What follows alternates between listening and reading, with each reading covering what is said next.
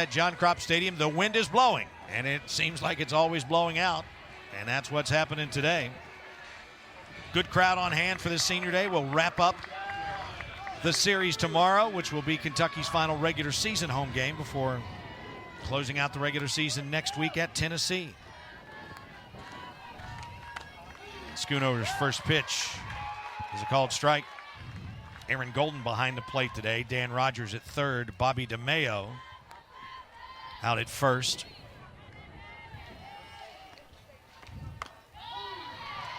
Well, it's so important for Kentucky to set the tone early in last night's game. South Carolina ends up with the victory. They really dominated the first 2 innings of the game, scored 4 runs very quickly. So important for Kentucky to take charge. And especially with the leadoff hitter Bryant, who was 2 for 2 last night and scored a couple runs. And Schoonover gets the strikeout. Just an efficient at-bat for Stephanie Schoonover. Wasted no time at all, just attacking Denver Bryant. That's a good sign. If you're a Kentucky fan, Schoonover with the efficient strikeout. And Riley Blampede going after the first pitch. Blampede 2 for 4 last night. Scored a run and knocked a couple in.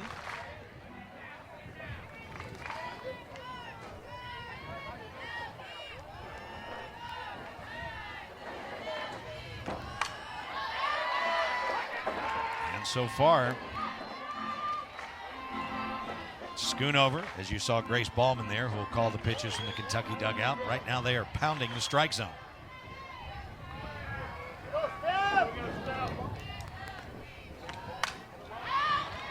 Well, that's been Stephanie Schoonover's bread and butter pitch, that screwball. She can elevate it slightly, changes her hand plane, her hand angle, so it becomes a little bit of a screwball rise ball combination, but just really is not afraid to pound the inside part of the plate to right-handed batters.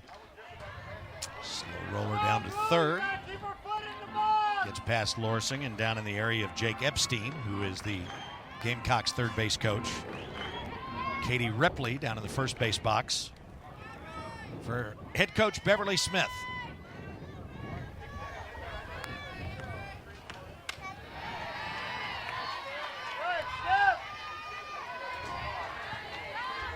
To the first 2 batters, that may have very well been the first ball that Schoonover missed out of the zone with. And when you work from ahead, you know, you can do that. You can really stretch the zone, try to get the hitter to swing at a marginal pitch, keep them guessing. That's what Schoonover's done here, but now the count has run even.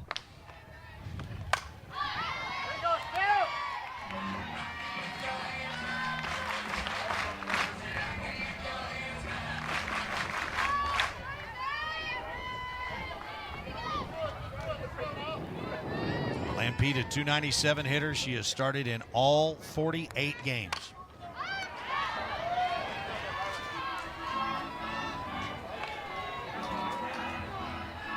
Blampede's been a real dynamo for South Carolina, plays such a strong center field, really leads from the outfield for the South Carolina team. And she's battled back to run the count full.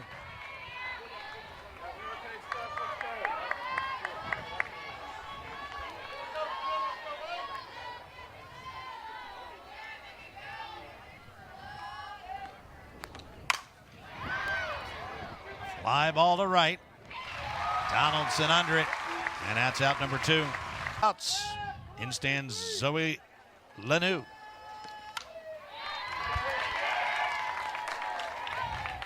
Lanu again 2 for 4 last night. The top of that South Carolina was incredibly productive last night. The middle of the Kentucky order was not.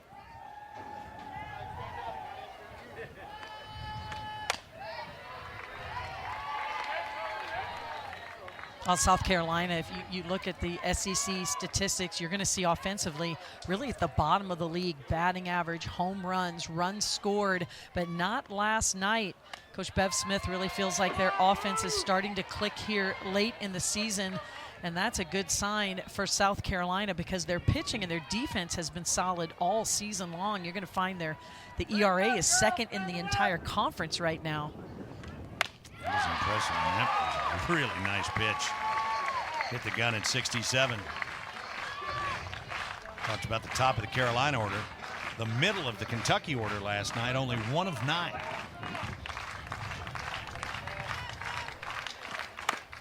And Schoonover, they ask, and they say she just missed and held up on the swing.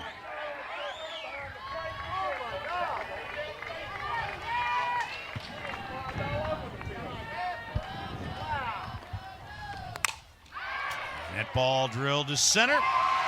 Handled out there nicely by Nesby. Nothing going for the Gamecocks as the Wildcats. Harrison Tobias, Emery Donaldson, and Vanessa Nesby. And again, that lineup will change, we expect, during the course of this game, as Rachel Lawson giving all of her seniors a start here on Senior Day.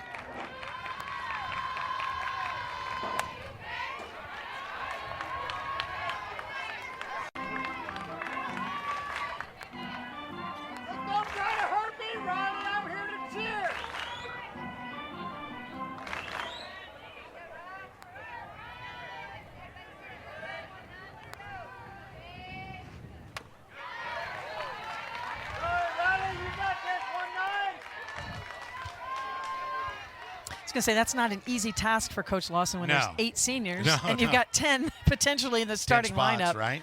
But she made it happen. Smith takes that 0-2 pitch upstairs. So far, she's hitless here in the series.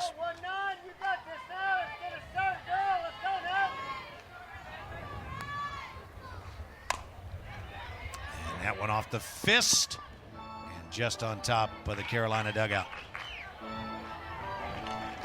You know, so important for Kentucky on offense. Just some quality at bats, some well-hit balls. Last night, just not a lot of competitive at bats for the Wildcats, which is very atypical of this lineup. This lineup is in the top 15 in the country in home runs, extra base hits, and they can really put the ball in play well. And when they do it with power. Right. And we didn't see that last night, but Elena Vaughter had a lot to do with that, really working the bottom part of the zone. No question. And Kentucky just could not make that adjustment. Just Vaughter was just a little better last night. Right back up the middle, and that's a base hit. Didn't look like until that point in time that Smith had gotten a great cut, but she just kept fighting it and did her job. Riley Smith just battles. You know, she's moved around the batting order throughout her career. Rachel Lawson likes her at the top of the order. Of course, when she gets on base, she's one of their fastest base runners, but she's just feisty, finds a way on base as she did there. 11 for 11 on the base pass. It'll be interesting to see if they give her a pitch to get down in scoring position for Erin Koffel. Good crowd of folks here with her from Bremen, Indiana today.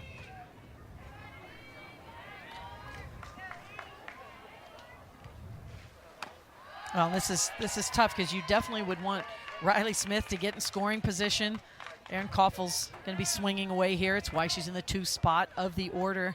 But Desiderios leads the SEC in runners caught stealing. Just very efficient, getting the ball down. The middle infield has been great at fielding their position as well. So a lot of teams a little more hesitant to run against Desiderios because she has been so efficient getting the ball down. And a lot of times you can steal on the middle infielders more than the catcher. And this middle infield for South Carolina leads the SEC in double plays as well. So they just have a good combination up the middle. Got a good look there at Desiderio.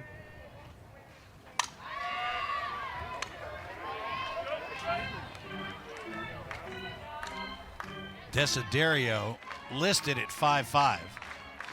That could be generous because she is really able to provide an excellent target for Hurd.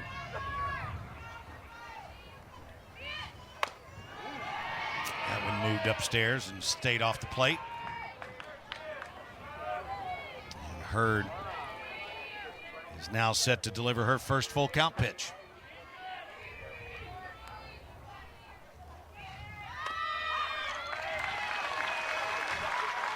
So first 2 runners on.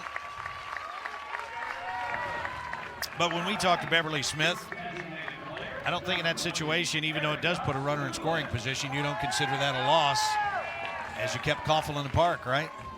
No question. You know, Erin Koffel's been pitched around all season long. That's why she now has 39 walks. Crazy the number of walks. Time she's been hit. Thulin squares to bunt.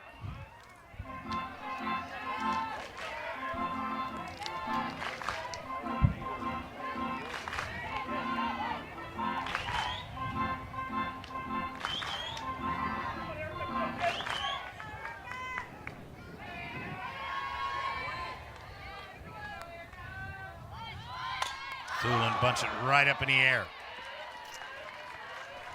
And that's out number one. Oh, yeah.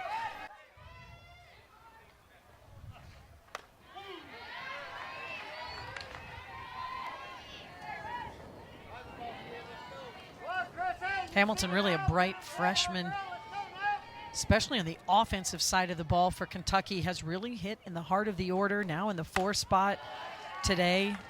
Just tremendous power, and as the season has gone on, her plate discipline has really improved. And any hitter out there will tell you, you know, that's goal number 1, swing at strikes, and right. It sounds a lot easier than said than done, but that's something I've seen Hamilton really zone in on as the season has progressed.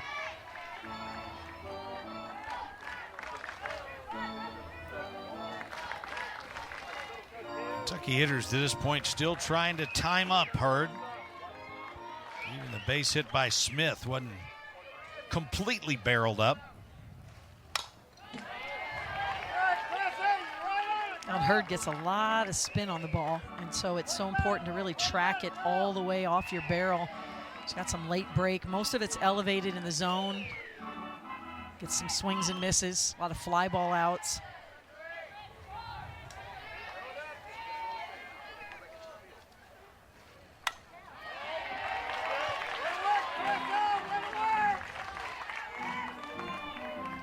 Pitch clock or not,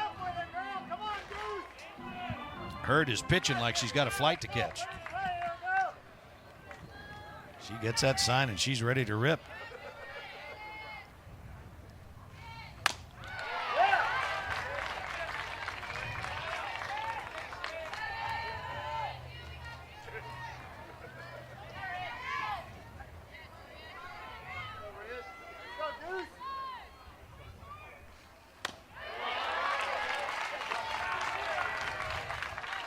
Good at bat here from Hamilton, really seeing a lot of pitches, fouling a few off. Now she's worked herself into a full count. And if you're Kentucky, there are worse things that could happen than to have the bases full and Lorsing up. That ball off the pitcher's glove, that might get everybody safe. Hamilton, the catcher, just can't beat it out. Hurd, I thought, made a nice play trying to glove it, but it might have been better if she let it go. It's one of those tricky things as a pitcher. Yeah, you're absolutely right. She lets that go. They've got a chance at a double play, but it's instinctual for a pitcher to react. You know, she's just reacting, and fortunately for Hurd, it was deflected right to Blankenship, and she was able to get the out. So now with 2 out and 2 on, in stands Grace Lorsing.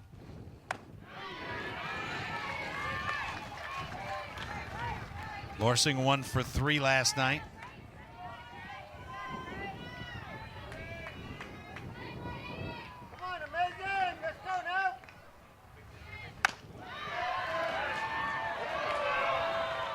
Boy, you're seeing 2 pitchers, Schoonover for Kentucky, Hurd now for South Carolina, not afraid to go inside. Yep. And when you can establish that inside part of the plate for a strike, it really opens up the rest of the zone. But a lot of pitchers, you know, it's either a mental block a little bit. They don't want to hit someone, so they're afraid to tuck it in there. Just got to practice it. And both of these teams, so far, that's been the game plan, really work that inner half of the plate to the right-handed batters.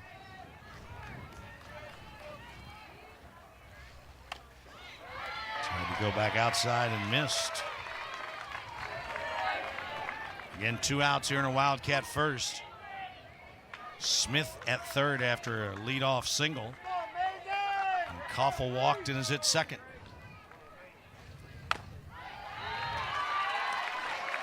And now the bases are full. And here comes Miko Harrison.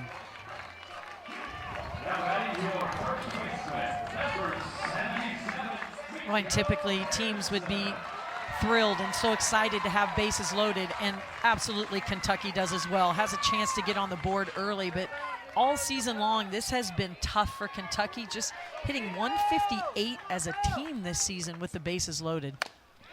Harrison has just 2 hits in 20 at-bats. Again, getting the start today on Senior Day.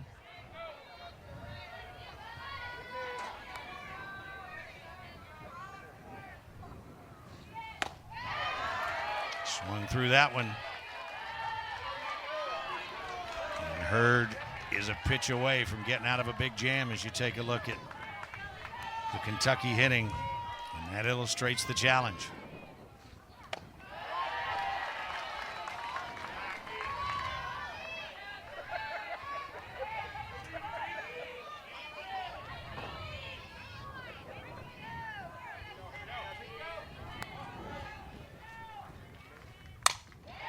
Ball shot down the right side, and it's hauled in down there by the first baseman. And the Cats are out of the end. Those magic seasons, right? But she always felt like her hitting was going to come. And here's a grounder to second that Tobias handles, and Cummings is punched out for out number 1.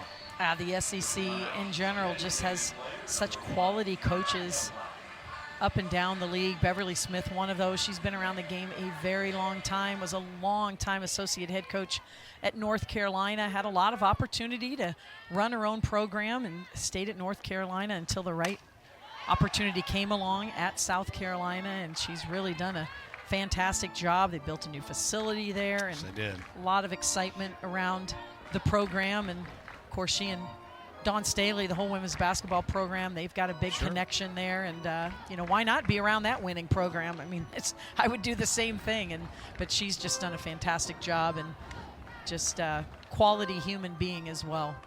Ray Tanner, the athletics director, she went to work for at South Carolina, won a College World Series championship before he went over to administration. Said early in her career he called one time and said she was playing her second baseman too far back. You know, there's pros and cons of having an athletic director that was a coach of your sport. There's a lot of good things about it, and then you have that. She said he hadn't got me in a while, but they've got a great relationship as well. I mean, that was a pretty pitch by Schoonover. She's throwing with such good velocity today. Right now, just real crisp, snapping everything off, really finishing her pitches, giving her a little extra zip, what I like to call zip on the ball, a little velocity. Black took that one outside to even the count at 2-2.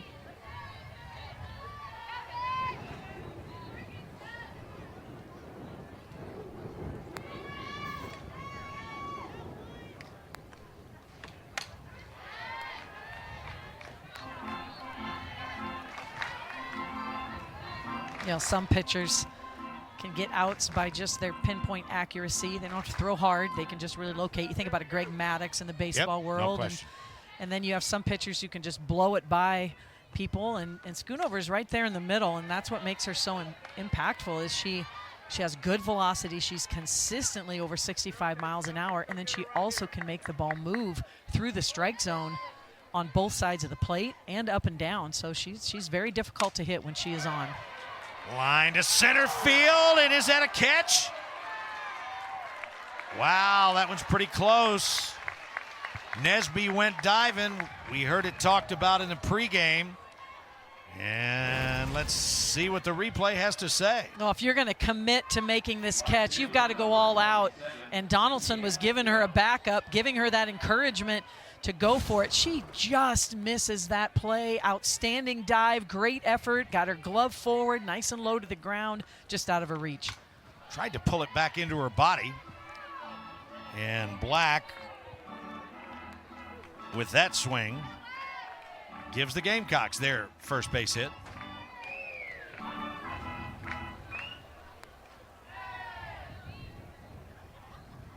And Kiana Jones takes upstairs.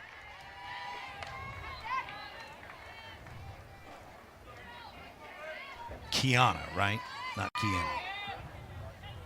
Kiana. I did get it right on the first time.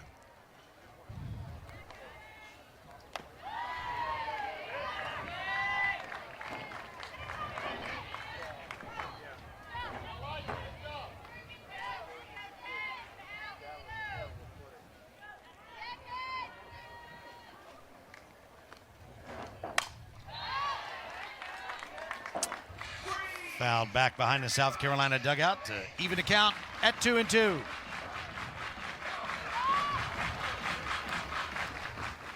A lot of foul balls here by South Carolina, just not quite able to catch up with the speed of Schoonover.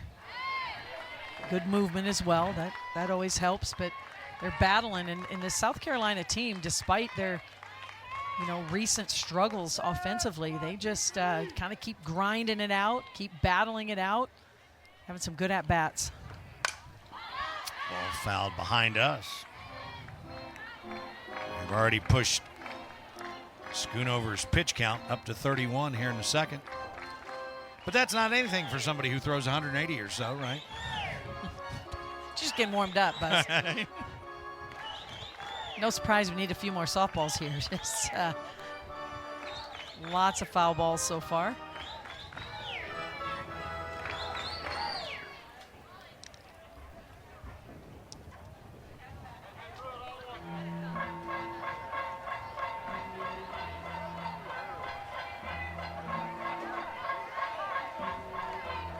Schoonover trying to ring up her 18th win of the year today.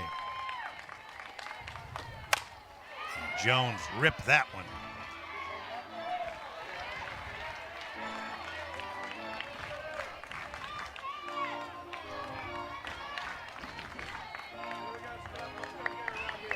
It's one of those pitches where Carissa Hamilton is saying to herself, I think I'll not be going back to that one for a while. And they walk her outside. First base on ball of the day for Schoonover. First two have reached for the Gamecocks here in the second. And now Beverly Smith out of the dugout, and she's going to go with a pinch runner. And it's going to be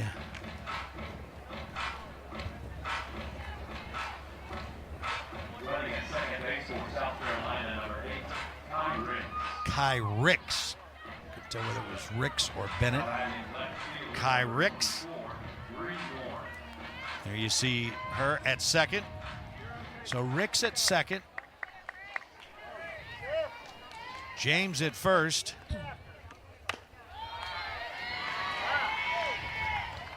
And Bree Warren takes ball one. And typically, Kai Ricks is going to go in when she can be a pinch runner at first base because she steals so many bases. But this shows you how important it is for Coach Beverly Smith to try to get on the board early. And they're going to try to do it right here. Here comes the pinch runner. Great call. Throw over the head of Hamilton. Both runners move up. So Warren is going to get the RBI single. And then the runners will advance on the overthrow at home plate. And the Gamecocks lead 1-0. And Bree Warren gets her front foot down and just times up this screwball perfectly. And with the speed of Ricks, even though Nesby is playing shallow, they're sending her all the way, and it's not a competitive throw, well over the head of Hamilton. And South Carolina, as they did last night, gets on the board first.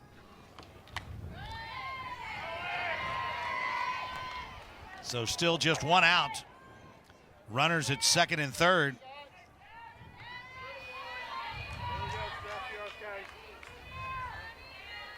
And here's the Gamecock catcher, Julia Desiderio.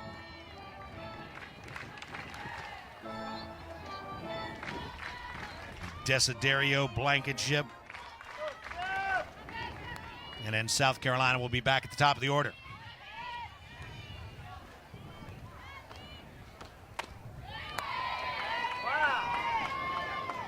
And again, boy, that's a big number right there. And Carol, that's the thing you know in the scouting report, and that's why Beverly Smith, as you mentioned, felt the importance to go with Ricks and get that run home. And no surprise there, all 7 of their conference victories, they've scored first. And so, it just sets the tone for your team. It allows your team to exhale a little bit, allows your pitcher in the circle to really expand her repertoire a little bit. I thought Warren just did such a nice job with that at-bat, too. I mean, she did not try to do too much with that. She just hit it where it was. And she wasn't in the starting lineup last night. It was Gonzalez out in left field. And so, Bree Warren, Gonzalez really struggled at the plate a little bit. She's rewarded with the opportunity to get in the starting lineup, made the most of it. And while Schoonover's had an outstanding year, that we've talked before on and off the air about the fact that there are just some times when that command kind of goes away from her a little bit. It seems like that's happened here in this inning. Koffel into foul territory. Gets the out for out number 2. Boy, that's a huge out for Kentucky. They do not want any more distance on the scoreboard here early, and with runners scoring position, less than 1 out. There's so many ways to score, especially if you can hit the ball deep or through the infield. The infield was pulled in. The Schoonover gets the pop-up. And so with 2 down, here's the 9-hitter, Brooke Blankenship. Blankenship was 2 for 3 last night, scored a run. And I think she did. And she did.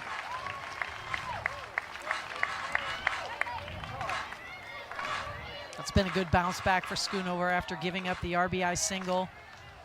Gets the pop-up for the second out of the inning and 2 quick strikes to Blankenship.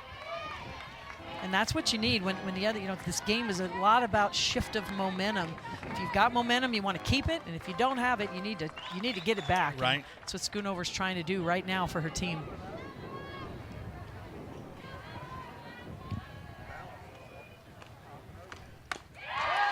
Got her upstairs, but not before the Gamecocks get a run on 2 hits and error. They lead 2. Easy to do to win any SEC game, let alone one on the road, and that's what happened last night. A lot of close games. The road team finding a way to come out on top. And the other thing I noticed about that was none of the home teams scored more than a run.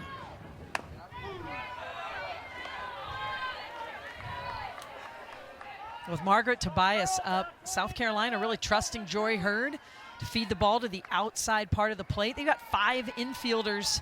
Yes, they do. They pull in, taking out the right fielder. And remember, any shift really starts in the circle. You've got to trust your pitcher to put that ball on the outer half of the plate. So they've brought Jones in from right field, I guess, or shifted somebody over. Somebody's in from the outfield, right?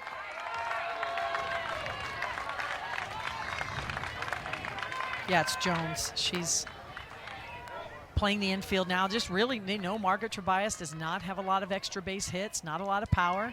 They're playing the odds. Just filling up the infield, trying to cover more gaps so the ball can't get through. And if I'm Tobias, I'd try to bunt one right down the first baseline. How about that? Right off the glove of the third baseman, Leno. They scored a hit. And despite the shift, Tobias is on. Now, once that ball is deflected with the speed of Tobias, no chance. And Leno does her best, really gets her glove out there, but can't get it in her webbing. And Kentucky gets the leadoff batter on. And now it looks like Rachel. It's like a re-enter. Yeah. So there's Vickers with Tobias at first. That's not. Yes.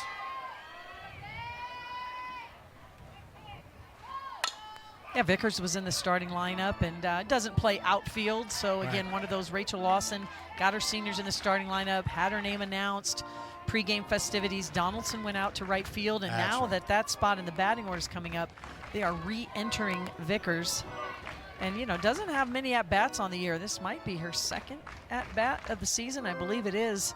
And last night, she had her other one and got an RBI, a little ground out to the infield, but had an RBI. And, you can tell this little equipment situation here doesn't normally, isn't in the at-bat.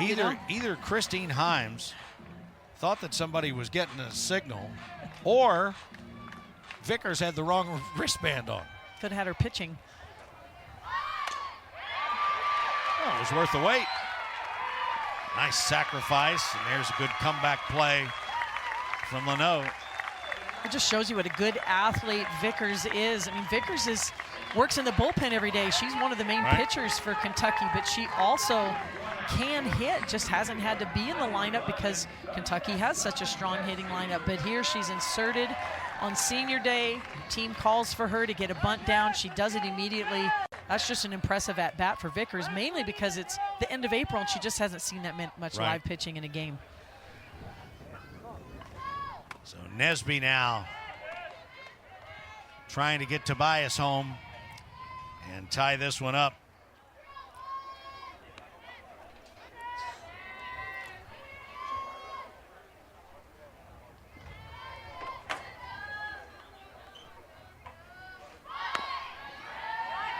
Tobias takes a big lead out there. Nothing going. 1 out, 2-0 count.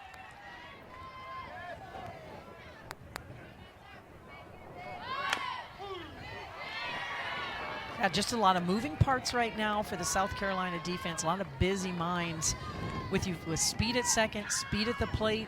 Little short game specialist. You know, she's going to bunt, she's going to slap. Who's covering the bases? You can see South Carolina, a lot of movement. That opens up a lot of holes for Nesby. Tried to punch it down the left side.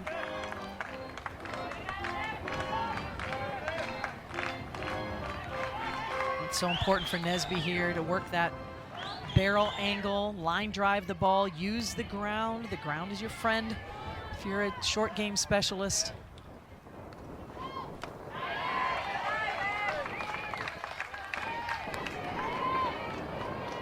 Tobias continuing to put ever so slight pressure on Desiderio. The way that she's getting down the line. If she bobbles at all, that ball is short. Throw across the diamond for the second out of the inning. And Tobias moves to third, and that'll bring up a young lady who has one of the 2 Kentucky hits, the leadoff hitter, Riley Smith.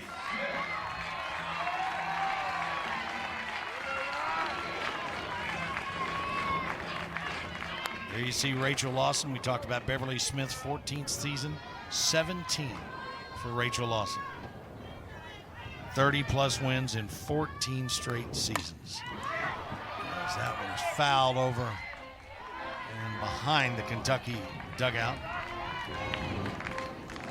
Oh, she has literally put this program on the map. It's one thing you know when you play Kentucky, they're going to be well coached, they're going to be disciplined, they're always going to be battling for a postseason appearance. Just has done such a nice job of recruiting athletic talent. And you look out on the outfield fence and you see all of their regional and super regional appearances. Just very impressive. Smith couldn't stay off that rise ball. As you take a look at those years. When you look at that, you think of one word, and that's just consistency. Yep. You know, to be there year after year after year.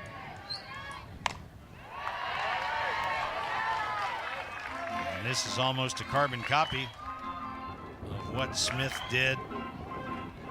She led things off for the Wildcats in the first.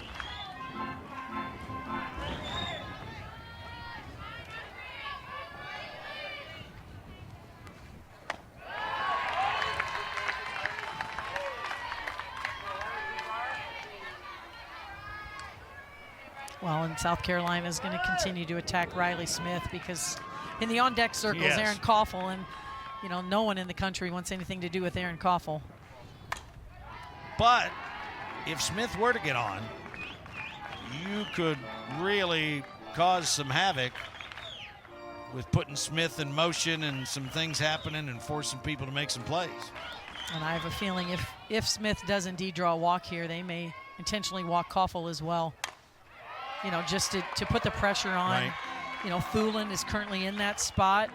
May see a pinch hitter as well, but as Aaron Koffel has proven throughout her entire career at Kentucky, I mean, she knows how to get it done when it matters most.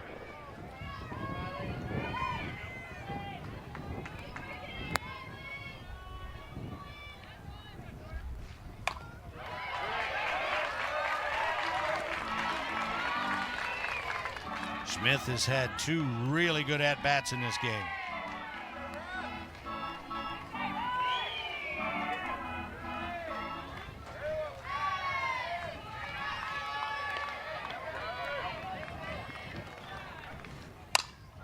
And that ball is lifted to short. Blankenship has it. The inning is over. Wildcats strand a runner. You have to have the stars align a little bit to have a hosting opportunity. Right. But my opinion, they are in. And, a couple weeks ago, Coach Lawson was a little concerned about hitting that 500 mark because there's no doubt Kentucky has one of the toughest, if not the toughest, SEC schedule this year. And now that's gave herself a little breathing room with some wins at Auburn. A couple other wins along the way. You see Rachel Lawson, who still calls the pitches for Schoonover. Former player Grace Ballman calls for the rest of the staff. As Denver Bryant is ahead in the count 2-1 as the Gamecocks flip the lineup over.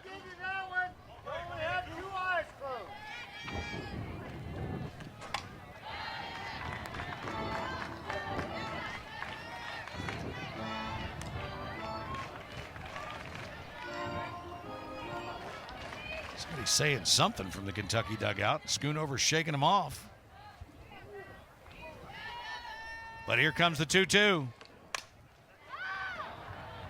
Smith is there and left. And there's one away.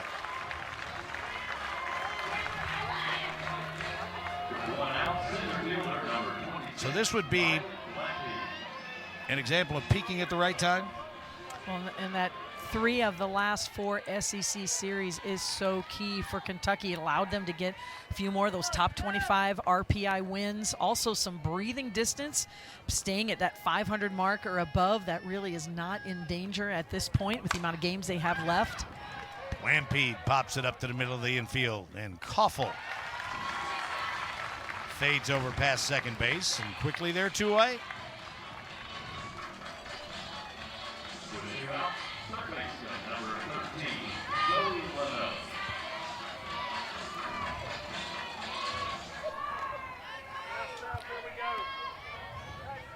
And here comes Zoe Leno.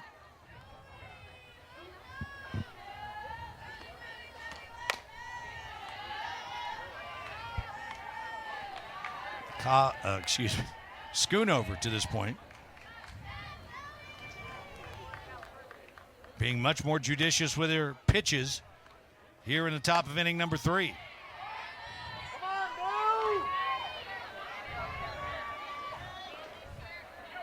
Well, you mentioned it. She's thrown a lot of pitches. I mean, up to 150, 160, 170 pitches in games. And, she's found ways to win a lot of those games, but she could really save a little wear and tear on that arm and on that body if she would just continue to work on that efficiency. And, first 2 batters of the inning certainly did that. Now she finds herself down 3-0. And there's a walk. Second of the day given up by Schoonover. And this is a South Carolina team. They're not known for their power, really last in the SEC in home runs. And they're a little bit like Kentucky as well, really playing some of their best softball here late in the season. And, hey, if you're an SEC program right now, mid to late April, as you turn the page to May, you're just really trying to kind of manage the SEC part of your season. Sure. You're trying to win more series than not, get a few victories. I mean, it's so tough to get a win every time out. I mean, these are teams in the top 25, teams that are, in the top 10 of RPI. Yes. And so it's, as a coach, you're really just trying to manage that, weather the storm, continue to keep your team spirits uplifted. But, a lot of times once that SEC tournament is over, you talk to any SEC coach and they're just happy to say, hey, look, in a regional, it's a rule. You cannot meet a conference opponent in a regional in the first round. And that puts a big smile on all the faces of the SEC coaches. That ball's hit to right for a base hit. Not deep enough for Leno to advance beyond second base. Cummings in at first with a 3rd South Carolina hit of the day. And now it looks like Beverly Smith is either going to go with a pinch hitter or another pinch runner. Yeah, in this DP slot, Anaya Black got a base hit. Kai Riggs ran for her, so now Kai Ricks still in the game. And it looks like they're going to re-enter Anaya Black. And that is what will happen. Black singled back in the first.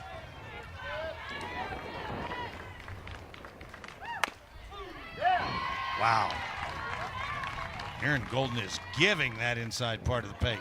He likes the way that looks. I agree with you, Grug. He's been very consistent with it. Leno at second, Cummings at first. Time is called with 2 outs.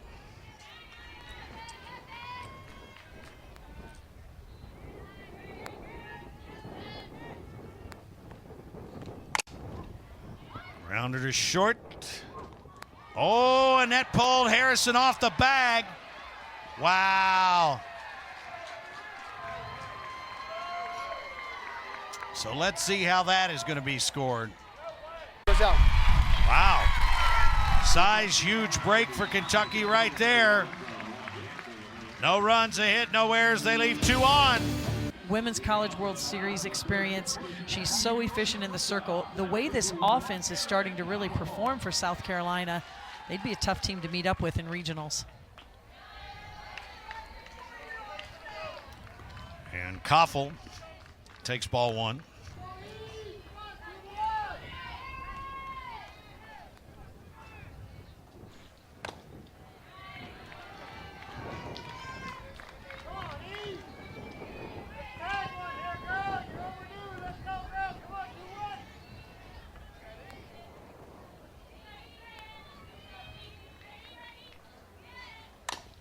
Popped her up.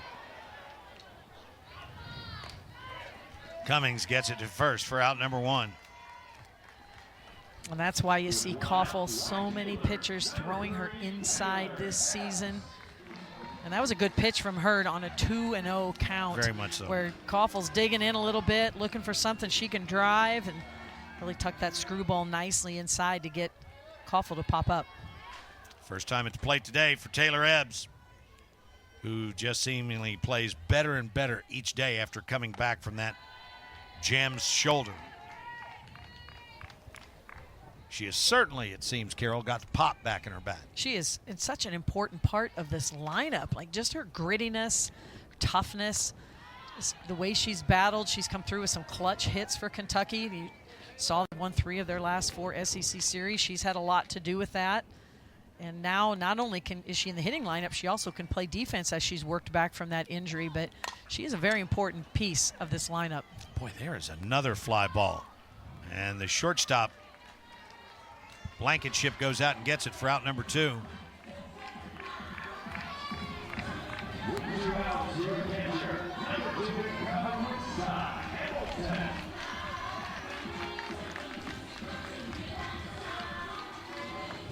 Schoonover has only struck out 2.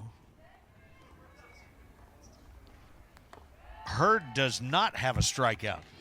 It's only 2 total strikeouts between the 2 teams, Carol. A lot of balls in play in the infield and the outfield. Yeah, just some really good at-bats from both teams. And the pitcher's not able to put enough on the ball, enough movement, enough changes of speeds to get a few more strikeouts.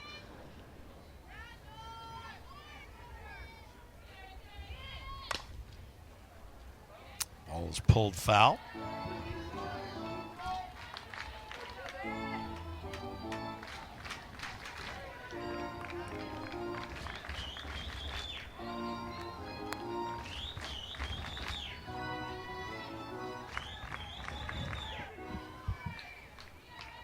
Here now the 1-2 pitch.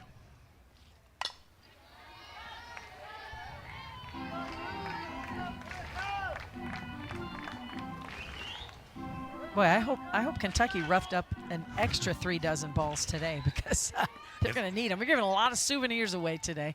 If they haven't, Miles is busy down there in that dugout. There's a fly to short center. 3 fly balls. With his Coach, I thought it was just an indication of how important you thought it was to get one off of Schoonover when you went for the pinch hitter in the second and scratched one across. Yeah, Kai Ricks, she's our Lamborghini, so I got the Lamborghini out of the garage there.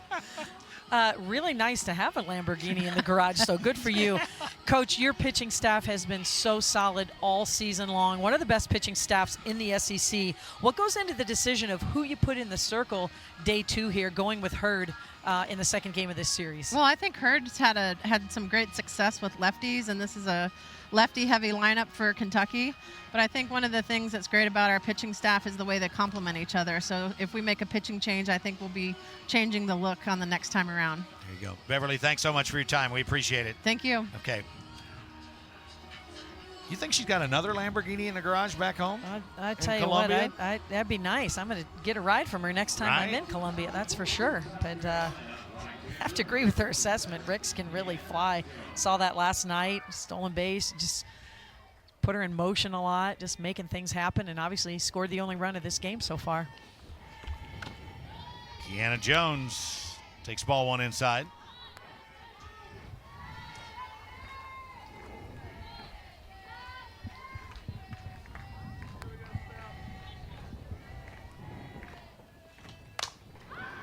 And that ball is blooped to Koffel for out number 1.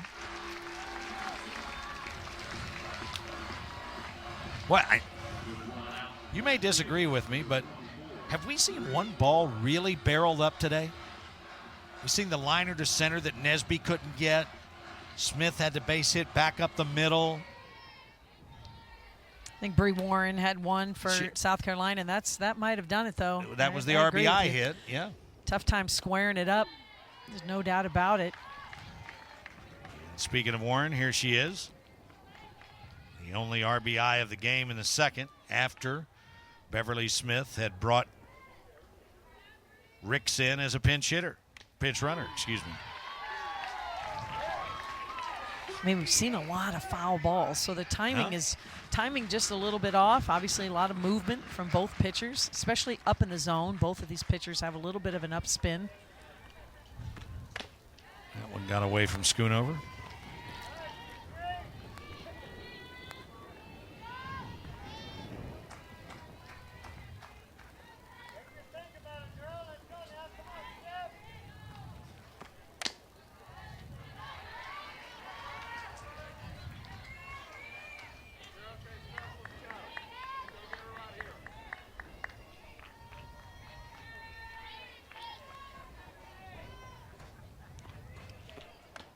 Got her inside.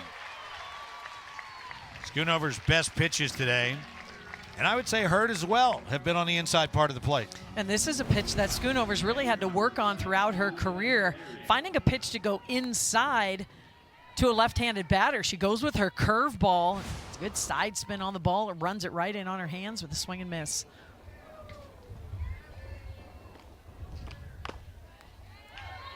And the catcher, Desiderio, takes ball 1.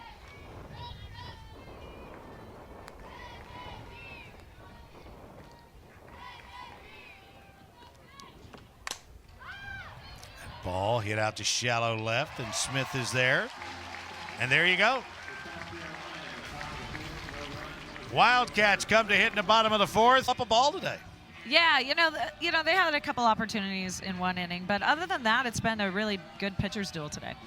Coach, on senior day, I think about some of the great shortstops you've had. Katie Reed comes to mind. Some of the great power hitters. Abby Cheek comes to mind. You've got a combination of both of them in Erin Koffel. What has she meant to your program here at Kentucky? Well, considering she's a COVID senior, which is amazing, so she's only been in school for 4 years, for her to break these records, to work herself into being one of the best shortstops in the country, and she's doing it a lot younger than everyone else, really just says a lot about her toughness and character and her preparation before she got to college.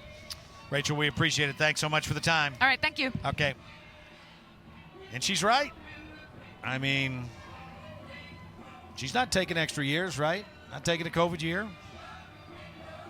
And as we mentioned earlier, she'll be headed to play internationally with Kayla Kowalik. Has always been a good athlete, was always a good hitter coming in. As she mentioned, really her prep work as a high school athlete, travel ball athlete, really came in prepared and could really hit the ground running as a hitter, which is not easy to do in this league. and really has worked herself into being a really quality shortstop. I mean, she was a good defensive player, but has really learned the position well, and really one of the best defensive and offensive players in the country. Great point. Lorsing fouls one just short of us.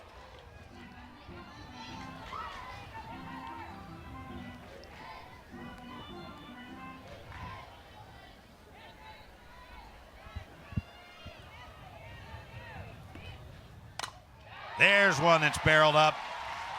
Lorsing hit that on a button on the best hit ball from either team today.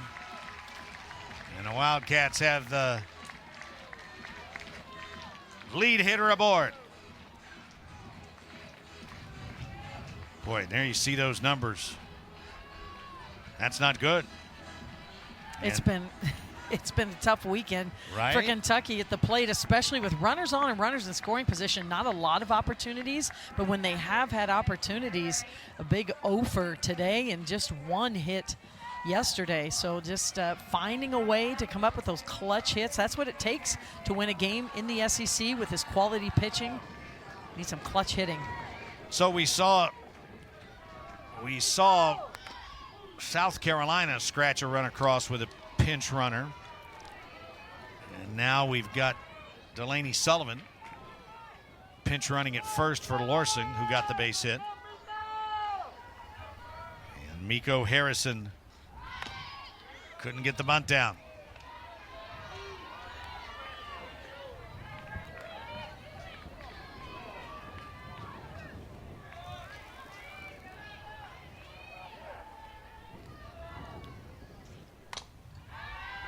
I believe Tobias was due to hit next, but it looks like Carissa Hamilton is down in the on-deck circle, which could mean a re-entry situation, I'm thinking, or something. You tell me, Carol. Well, it looks like there's going to be a new hitter. It might be Reisner. I can't quite see the number could be yet. Reisner. Good call. And then, with just the... That is Reisner. Good call. Oh, it's Hutchins. It's Allie Hutchins. But, yeah, just getting more of a hitter. Tobias, more of a slap hitter, more of a short game specialist. We saw the shift they brought in last time, and so they're going to, look to, in a game like this, as we get toward the later innings, just looking for someone to drive the ball. Boy. Oh, wow. You don't see that often. That's an error on the shortstop, and that looked like that was going to be a 6-3 unassisted double play.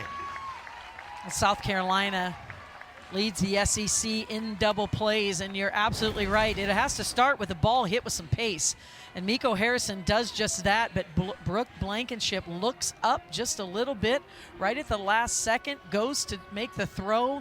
Ball takes a little hop on her as well. She's not able to recover, and Kentucky has a rally going. So Hallie Mitchell now goes to first to pinch run for Harrison.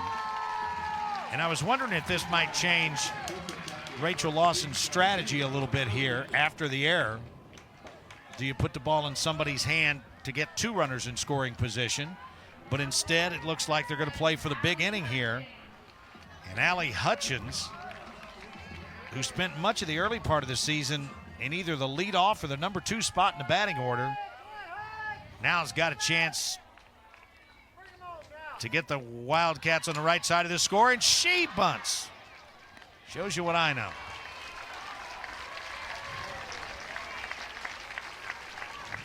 But Hutchins with a great bunt absolutely does the job. Sullivan goes to third. The pinch runner Mitchell goes to second.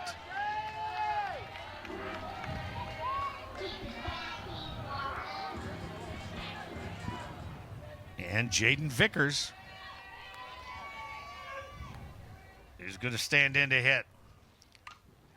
Oh, Rachel Lawson showing a lot of faith in the senior. Right. Just her third at-bat of the season. Got a sac bunt down, not even an official at-bat in that particular. Got an RBI, ground out last night. And here we're in the middle of the game with a chance to tie the game, even go ahead. And Coach Lawson sticking with her senior. She lifts one to left field. That's not going to be enough to tag. And a nice play there to cut off that ball, because that ball was sailing away. That was nicely done by Leno. And so now, with 2 outs, Lawson will go to a pinch hitter again. And it's the freshman, Plotz. And Peyton Plotz has arguably, for the second half of the season, been as consistent as anybody on this Kentucky roster. So Sullivan at third, Mitchell at second, 2 down, Plotz at the plate, Cats trail by 1. Yeah, Coach Lawson is just a master at using her lineup. The only one that has me scratching my head a little bit is if Allie Hutchins was going to come in and bunt when she really has some good power hitting, you could have stuck with Margaret Tobias there and let her be the short game specialist and not really waste Allie Hutchins. Unless Hutchins is going to stay in that slot, she may put Reisner in the DP slot or something, get her out at second base. But in that situation, if that was going to be the short game, I would have stuck with Tobias.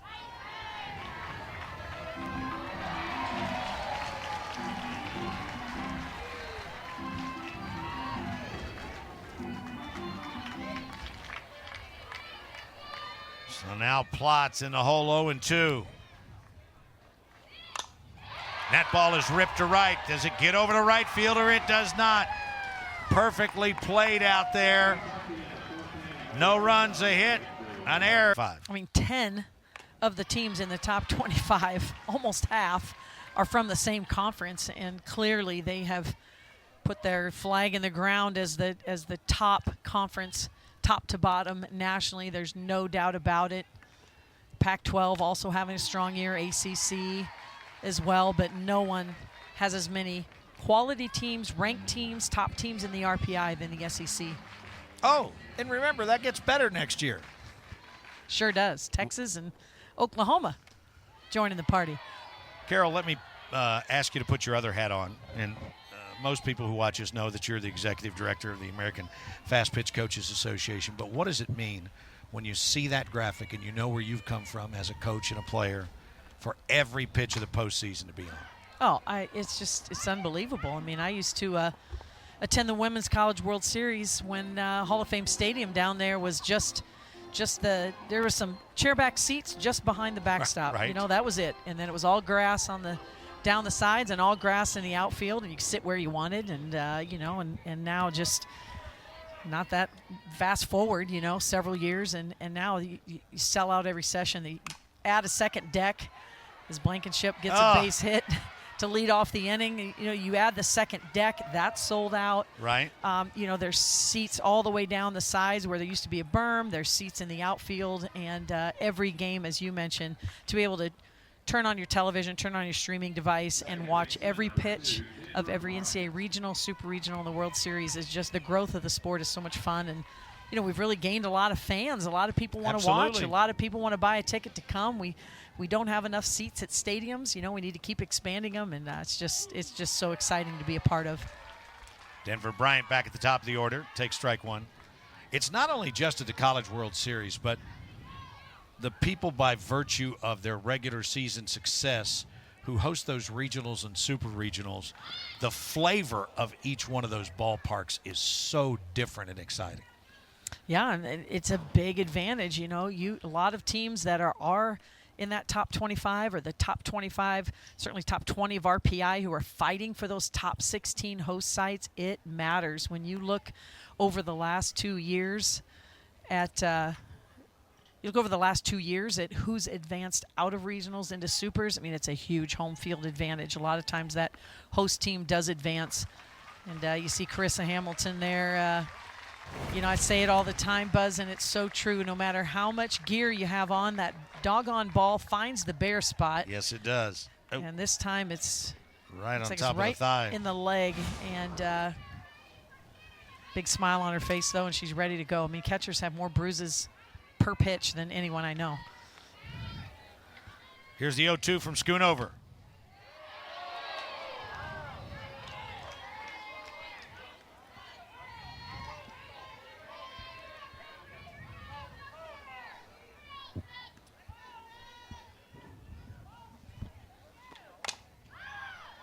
Fly ball, right center. Ebbs takes it.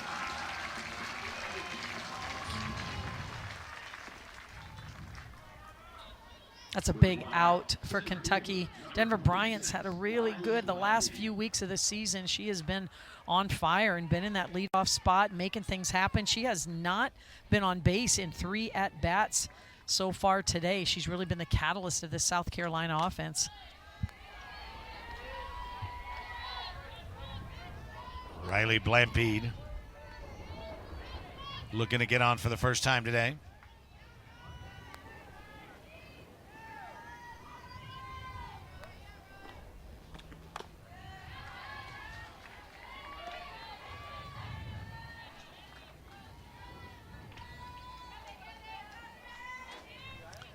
Elena Vaughter was getting loose for just a second in the South Carolina pen.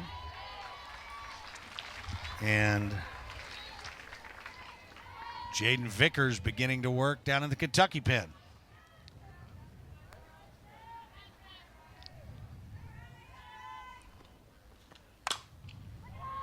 Koffel got it on a couple hops. Made sure she got that lead runner.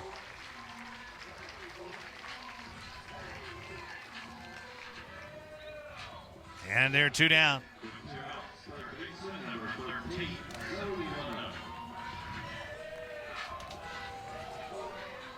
And with 2 down, Zoe Leno will stand in.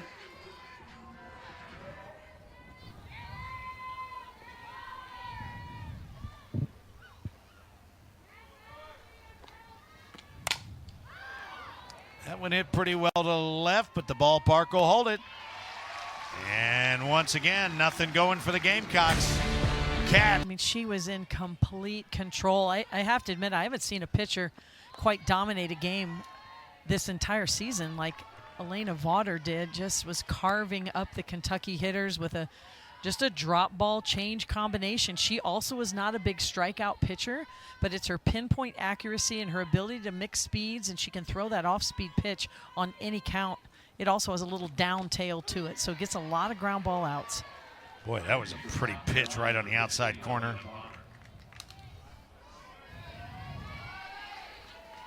I mean, she was so efficient. She just, with that drop change combination and really commanding the corners, just threw right around 100 pitches last night, which is extremely efficient. We kind of got the indication that this was going to come when we talked to Beverly Smith. And I think what she was counting on was the fact that Kentucky was going to go back to more of its regular lineup after letting the seniors play.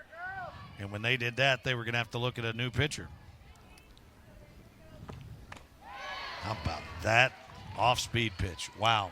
And it's her motion. Her motion looks like it's going to be her harder pitches. It's exactly the same. She tunnels it out of the same lane when she releases it, but her changeup has a little side spin on the ball and a down tail. It's very tricky. Works account full. Emma Sellers, number 44, now in its second base for the Gamecocks as well.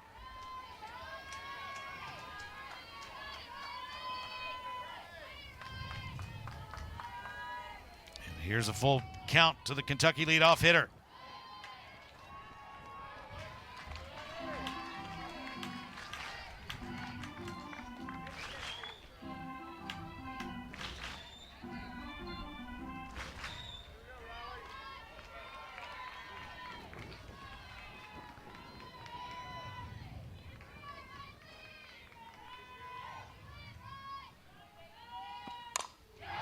It's a rip shot, and that's going to get by the right fielder. Jones gets it in quickly, but Smith starts off the Kentucky fifth inning with a leadoff double. Well, we did not see this last night off Vaughter, but it's a full count. So Vaughter has to come a little more over the plate, and this time Riley Smith looks for that pitch down in the zone, is on time, and absolutely ropes it for the extra base hit.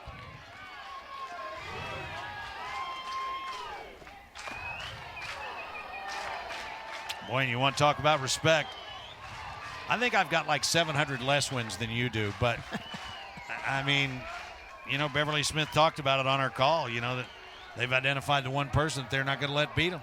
Yeah, she calls it the girl. The girl, and that's I get right. it. You know, you just, in this situation, there's no doubt. I mean, she's the Kentucky home run leader.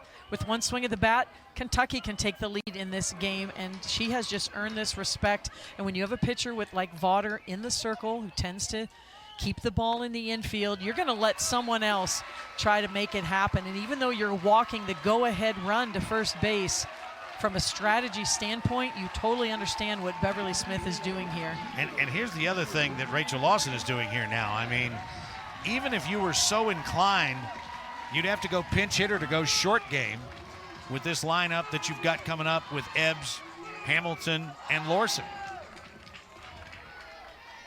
And Ebbs has certainly got enough pop to put 3 on the board with one swing. That is a nasty, nasty off-speed pitch. Well, especially the momentum's on Kentucky's side. You've got 3, 4, 5 up in the lineup, a chance to do some damage, and that's a big momentum shift, you know, not allowing Ebbs to dig in. Wow. And then she squares to bunt.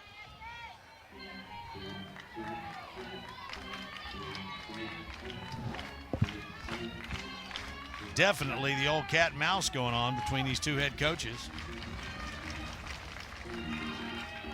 Yeah, Kentucky does not have a hit today with runners in scoring position. 0 for 7 so far. Just looking for that timely hit.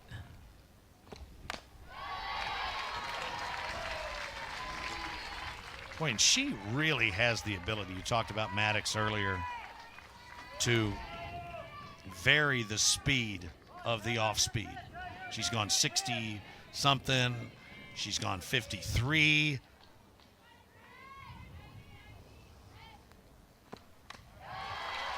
Yeah, it's not really, you know, a changeup is usually 12 to 15 miles an hour slower, maybe a little more toward the 15, but she has that off speed. Yes. It's a little more like 8, 9. You can't reload. You can't really, you have to really be looking for it or try and foul it off. Got her with that one. And she goes from like 62 on the previous pitch to like 56 on that one. And that's just trusting your catcher as well. Yeah. Desiderio, this pitch is intentionally going to be down and in the dirt.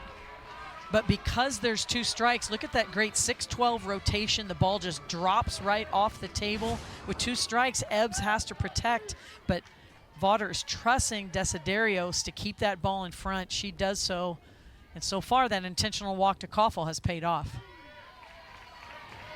And there's a called strike to the Kentucky catcher, Carissa Hamilton. Again, Smith at first after a leadoff double. Koffel intentionally walked at first. 1 down here in the 5th.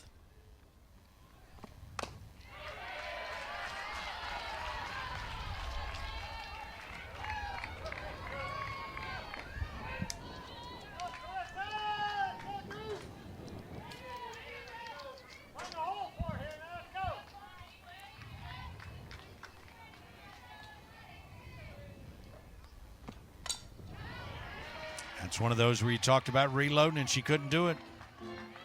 It's just such a terrific speed. And not only is it an off speed, you know, her drop ball has that 6-12 down spin. Her changeup has a little bit of side spin on it, so it's really tough to pick up the spin. And then her changeup also has a little drop on it, too. It really falls off, so it's really tough. It just has not given up a lot of extra base hits, and that's a big reason why.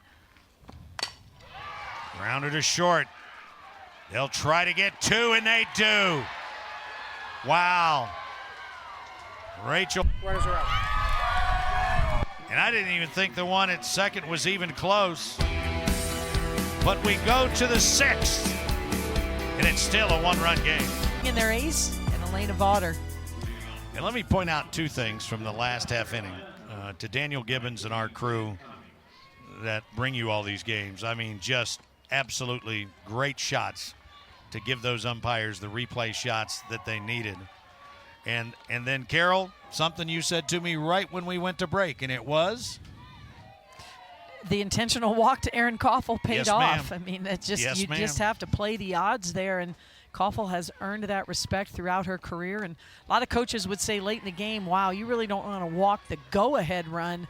to first base while the tying run is at second base with nobody out. But it absolutely paid off with the strikeout and then the double play. That's what South Carolina does, is turn double plays, and Vaughter gets ground balls.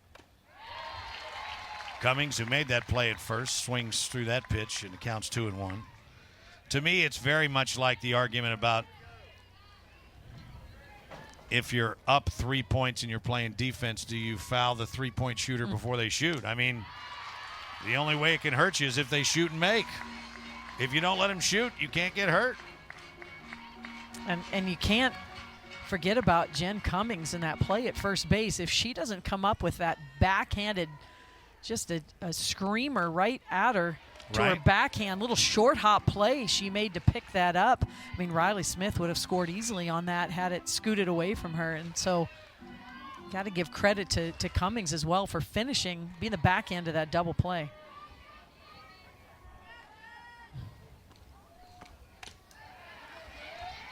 And now Schoonover has run the count full.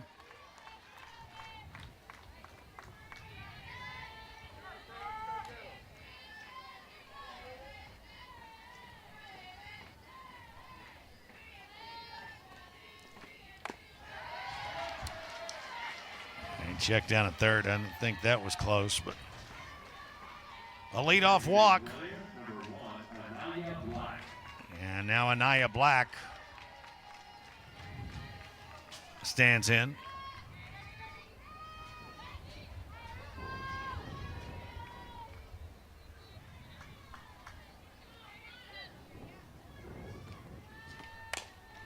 Boy, she got a lot of that ball.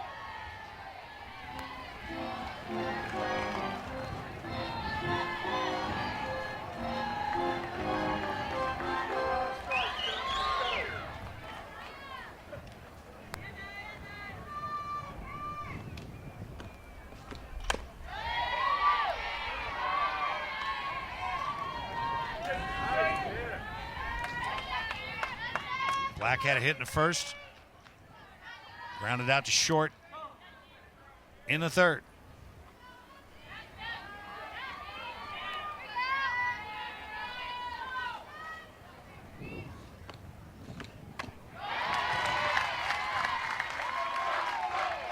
Haven't seen a whole lot of off speed from Schoonover. We got a chance to see it there. And, you know, I like that. You're kind of reinventing yourself throughout the game. This is the third at-bat now against Schoonover. You got to show them something different. And that was just fouled off.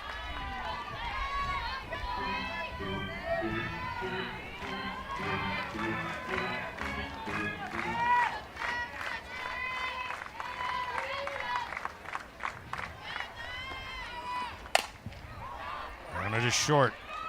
Get that out in the middle of the diamond, and Kentucky responds with a double play of its own. South Carolina has had a bunch this year. Kentucky not so many, but that was executed perfectly. Boy, it sure was. One pitch and 2 outs here for the Wildcats. Pitch on the outer half of the plate that gets pulled, goes right to Koffel. A nice exchange from Tobias. Good stretch, waits till the last minute. Harrison, very close play at first base, but 2 big outs for Kentucky. Only Kentucky's 12th double play of the season.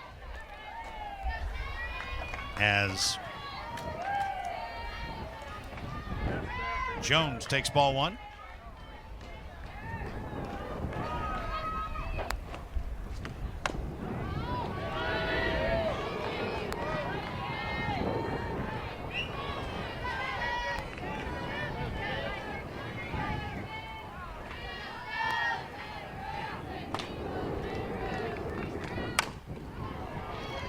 Schoonover's really done a nice job in this game, and she has not given up an extra base hit.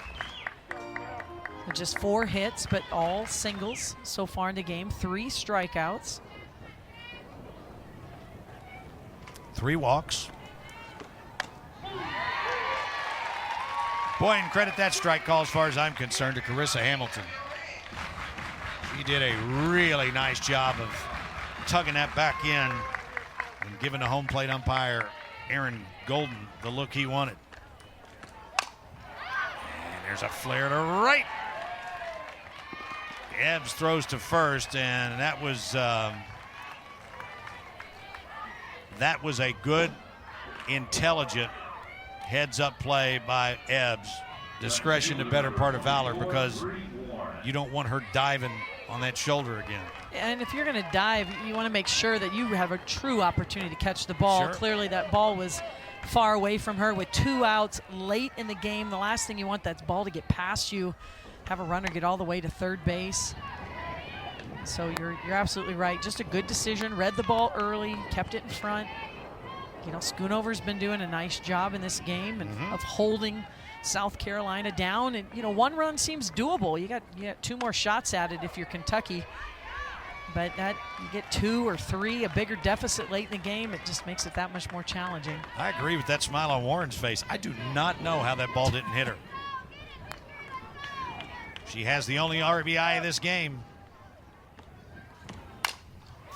And she chops the 2-0 pitch, and that's going to be trouble. That's a base hit that saw its way through everybody. I thought Schoonover got off the mound, or out of the circle okay, but it just had so much topspin on it. Yeah, she really came out of the circle quickly. Such a good athlete in the circle. Almost felt like she rushed too much to field the ball. She hustled to it, but I really had time to kind of field the ball, set her feet, and flip it over. But she tried to field it on the run. Bree Warren she's not a slapper by any means. She would have had time, I think, to make that play. And so with 2 outs, this would be a big insurance run if Julia Desiderio could get it home. Koffel has it at short, goes short, and the inning is over. No runs. Her season play right in the weekend.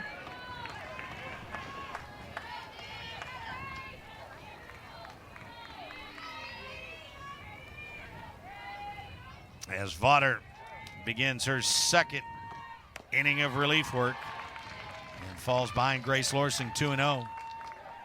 5, 6, 7 for the Cats here in the home half of the 6th.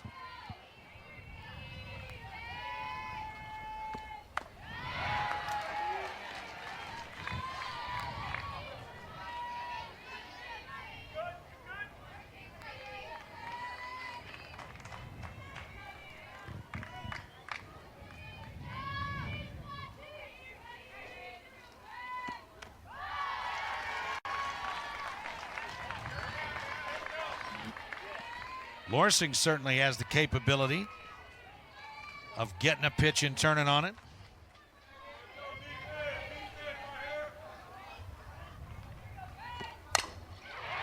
And on cue, she ropes one down in the corner. Could be a play at second, hustles in and slides. And Grace Lorsing with a fist pump with a leadoff double here in the home half of the 6th. Well, this is the 2nd inning in a row for Kentucky. They lead off the inning with an extra base hit. This pitch is elevated from Vaughter, and Grace Lorsing does not miss. Looking for something a little more up in the zone. Kentucky's been much more disciplined today versus yesterday against Vaughter.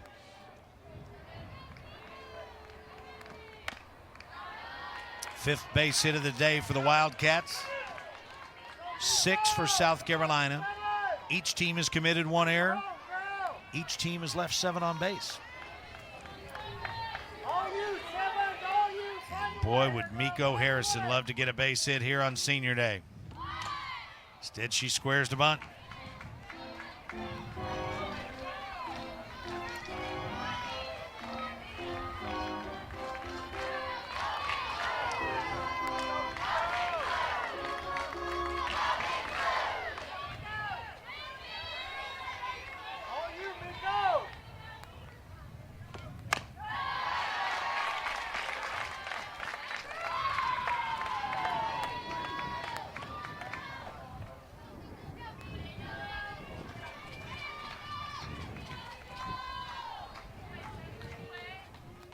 Vaughter with a 2-1.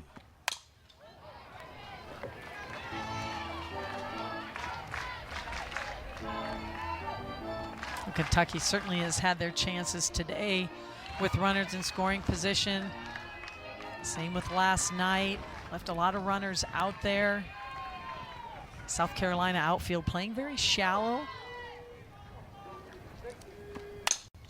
Right back to Vaughter, freezes the runner. How pretty a play is that? You know, it doesn't look very difficult, but it can get screwed up pretty quickly, you know? A lot of pitchers can panic, you know. Yeah. They make the pitch and all of a sudden they forget that they're just an infielder after that. They're just fielding the ball, checking the runner back, and making a good throw. And Vaughter is a veteran, you know, played many games in the circle, pitched many games in the circle at Stanford. World Series, Women's College World Series a year ago, Super Regionals 2 years ago. Right. I mean, this is a veteran. And here for Kentucky now with one out. First time we've seen Lauren Borzilleri hit today. Borzilleri has started 40 of 44 games. She's got 5 homers and 18 knocked in.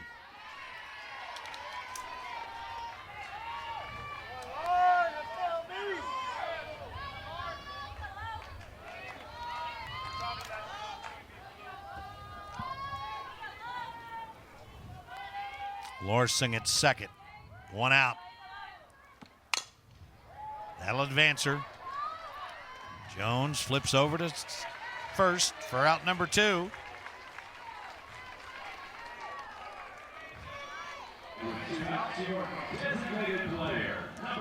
And here's the DP, Jaden Vickers.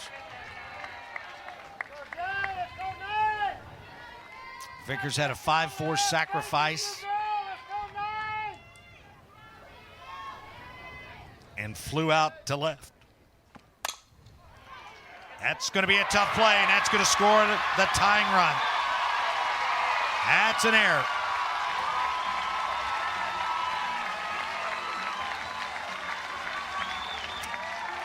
Leno, I think, got caught wondering what to do with it and didn't do anything with it. Sometimes you get so many mishit balls from Vaughter. That ball's on the ground a long time, and Leno attacks the ball but just can't come up with it. Ball bounces up on her, is not sure-handed with the glove, and Kentucky gets one across. And there's a base hit into center with the outfield pulled in. This is going to score a run all the way from first base. Here's the throw. And the Wildcats, after an error, and then a really quick base hit. Nesby drives in Vickers. And for the first time today, Kentucky has taken a 2-1 lead. How about that on senior day? Look at that smile. I mean, this game has been all South Carolina in the circle, really stymieing the Kentucky offense. And once this ball gets past Blampede in center field, Vickers is off to the races. They score the go-ahead run. Riley Smith puts a charge in one. Is it enough? Off the fence. Nesby scores. Smith is going to try to come. Now they hold her up at third. I thought that Christine Himes was going to wave her home, but the reason she didn't, the young lady on deck. Oh, look at those senior families. Can we talk about momentum? Kentucky has it. This pitch is elevated again by Vaughter. We did not see her miss up in the zone last night. And Riley Smith almost hits one out of the park. And with her speed, she gets to third easily. And it's another run for Kentucky. We're going to see another 3 here in the home half of inning number 6.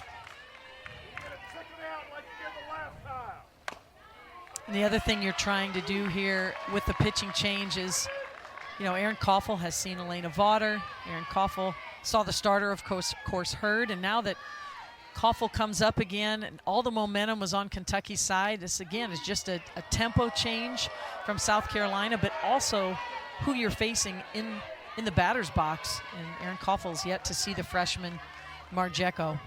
Are you surprised that they're just not putting her on? Well, again, I think it's the new pitcher in the circle. If it was a a pitcher she had seen before, more than likely they would put her on. But in this situation, they got 2 outs.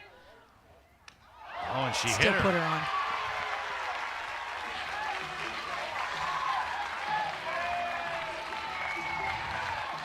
And that wasn't a fastball, but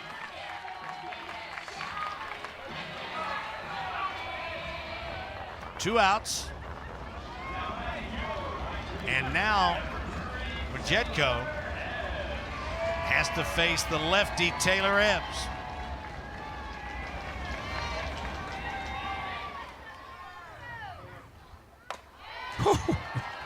Wow. What an off-speed pitch that was. That's something this whole South Carolina pitching staff does so well. Just they change speeds, and they can throw them on any count. Got her to pop it up. Boy, the crowd certainly got into this Right? game here. Buzz in the bottom of the 6th. Really not as much to cheer about. South Carolina pitching and defense really had kept the offense at bay, and we have really come alive here in the bottom of the 6th. And stayed upstairs. And Carissa Hamilton on deck.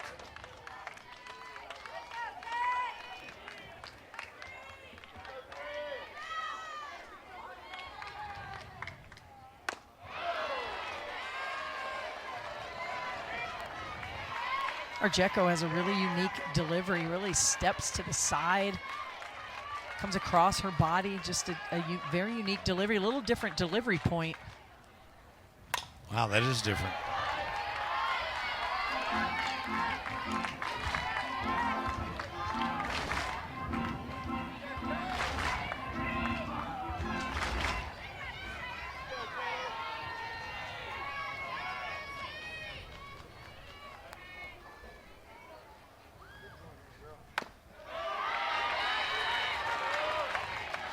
Now the count is run full.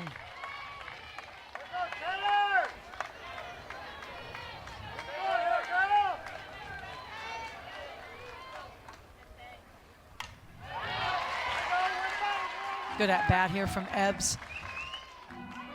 Kentucky would love nothing more than to build on this lead. You know, let's face it, South Carolina's got 3 outs now to come back in this game and really put some distance on the scoreboard here. That one stayed upstairs.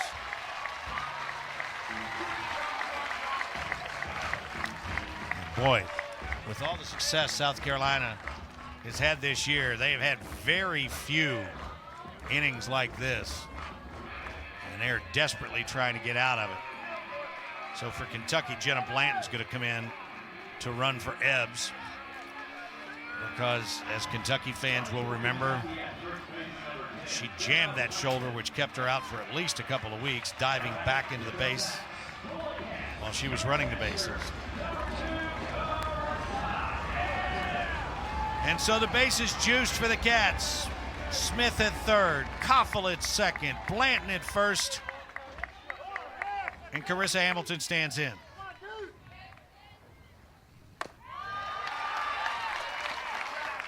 Hamilton hit into 1-6-3 double play. Flew out to center. Wow, she actually hit into 2 double plays today.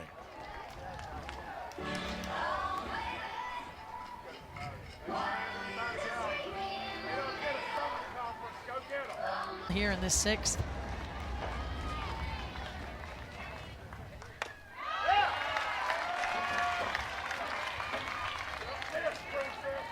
And Marjeko, who has come on here in the 6th, is either trying to work at the top of the zone or can't get it down there.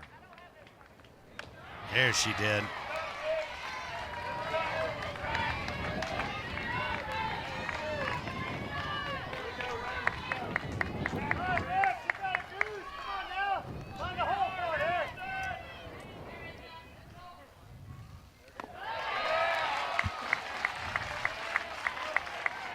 And now a huge 3-1 pitch. South Carolina in the top of the 7th would go with Blankenship, and in the top of the order. That ball hit to left. Hauled in there, and the inning is over. But not before the Cats get 3 runs, 3 hits, an error, and they leave the bases full. I don't know what I'd do without you. First pitch hitting. Shallow right field, and that is misplayed.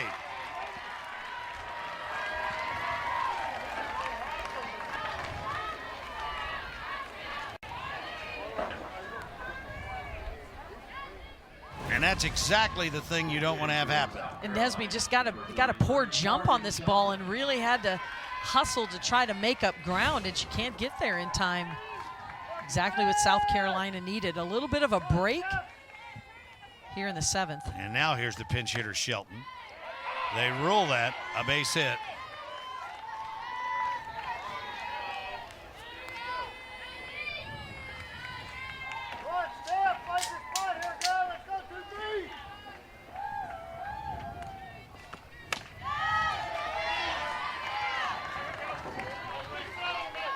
Boy, Carol, you know, it shouldn't make that much difference, but just in the last inning, that one misplayed ball at third base kind of opened things up for the Cats.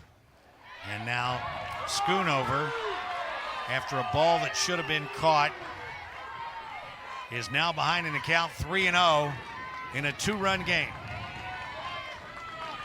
Just goes to show you that every play matters.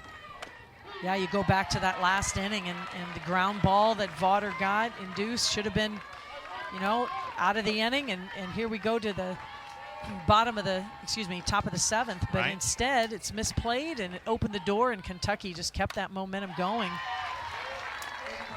And now Schoonover has battled back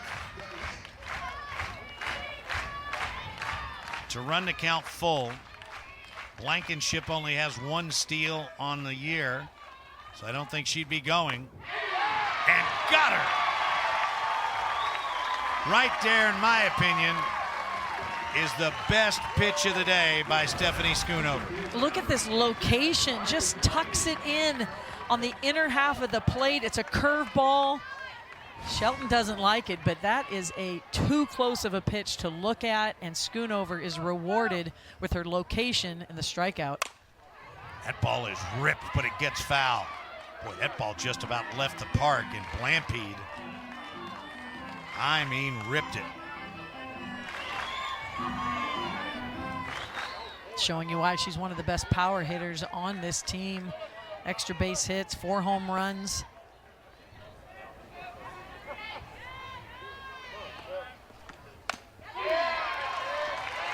Oh, nicely done by Carissa Hamilton, who frames it up and gets a call. She does, and Schoonover's really been working that outer half of the plate later in the game, these 3rd, 4th at-bats against South Carolina.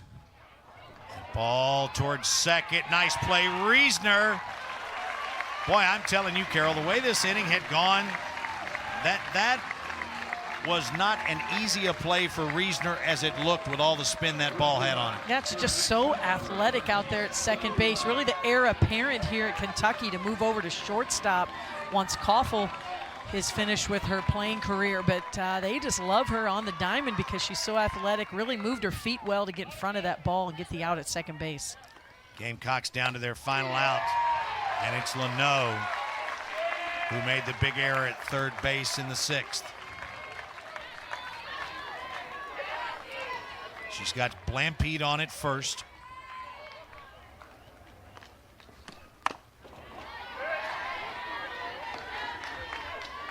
And Schoonover, fresh as a daisy at only 116 pitches.